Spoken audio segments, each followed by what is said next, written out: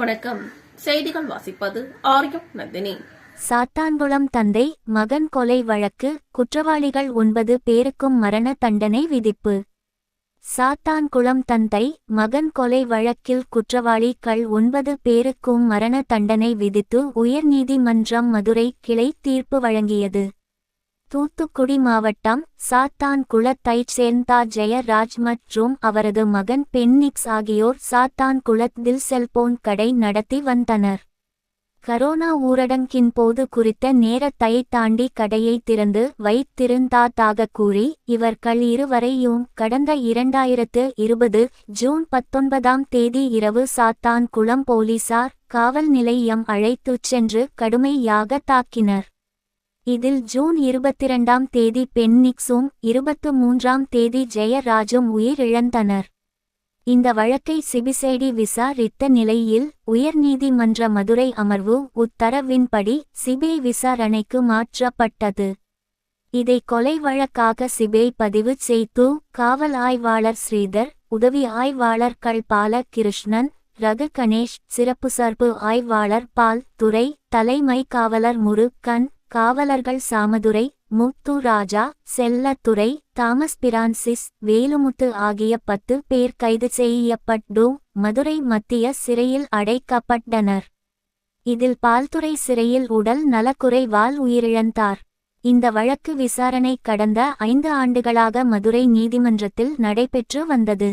மொத்தம் 100க்கும் மேற்பட்ட சாட்சிகளிடம் விசாரணை நடத்தப்பட்டது. இதைத் தொடர்ந்து கடந்த 23 நீதிபதி முத்துக்குமரன் தீர்ப்பளித்தார். தந்தை மகன் இருவரையும் கம்பி போன்ற ஆயுதங்களால் போலீசார் கொடூரமாக தாக்கியுள்ளனர். மரணத்தை விளைவிக்கும் காயங்கள் உருவாகும் வகையில் இருவரும் தாக்கப்பட்டுள்ளனர். அவர்களது உடலில் இருந்த காயங்கள் இயற்கைக்கு மாறாக மரணத்தை விளைவிக்கும் அளவுக்கு இருந்துள்ளன. இதுபோன்ற கொடூர தாக்குதல்கள் ஆங்கிலேயர் ஆட்சியில் நடந்ததாக கேள்விப்பட்டுள்ளோம். அதுபோல போலீசார் தாக்கியுள்ளனர். இருவரையும் இரவு 8 மணி முதல் அதிகாலை 3 மணி வரை போலீசார் தாக்கியுள்ளனர். தவிர இருவர் மீதும் போலீசார் பொய் வழக்கு பதிவு செய்துள்ளனர். இதற்காக போலி ஆவணங்களை உருவாக்கியுள்ளனர். போலீசார் தாக்கியதால்தான் தந்தை மகன் இருவரும் உயிரிழந்தனர் என்ற முடிவுக்கு நீதிமன்றம் வருகிறது. சாட்சியங்களின் அடிப்படையில் 9 பேர் மீதான கொலை குற்றச்சாட்டு சந்தேகத்துக்கு இடமின்றி நிரூபிக்கப்பட்டுள்ளது.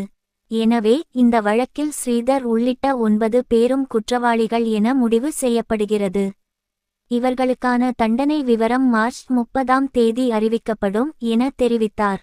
இதையடுத்து குற்றவாளிகள் 9 பேருக்கும் மதுரை அரசு மருத்துவமனையில் உடல் மனநல பரிசோதனை நடத்தப்பட்டு அதற்கான அறிக்கையை மருத்துவர்கள் நீதிமன்றத்தில் நேற்று தாக்கல் செய்தனர். இதைத் தொடர்ந்து குற்றவாளிகள் 9 பேரும் நீதிமன்றத்தில் ஆஜர்படுத்தப்பட்டனர். உயிரிழந்த ஜெயராஜ், பென்னிக்ஸ் குடும்பத்தினரும் வந்திருந்தனர். இத்துடன் செய்திகள் முடிவடைந்தன. இனி செய்திகள் நாளை தொடரும். உங்களிடமிருந்து விடைபெறும் மனித உரிமைகள் மீட்பு செய்தியாளர் ஆரியம் நந்தினி. செய்திகளை உடனுக்குடன் தெரிந்து கொள்ள மனித உரிமைகள் மீட்பு சேனலை சப்ஸ்கிரைப் பண்ணவும், பெல் ஐகான் கிளிக் பண்ணி ஆல் கிளிக் பண்ணவும். நன்றி, வணக்கம்.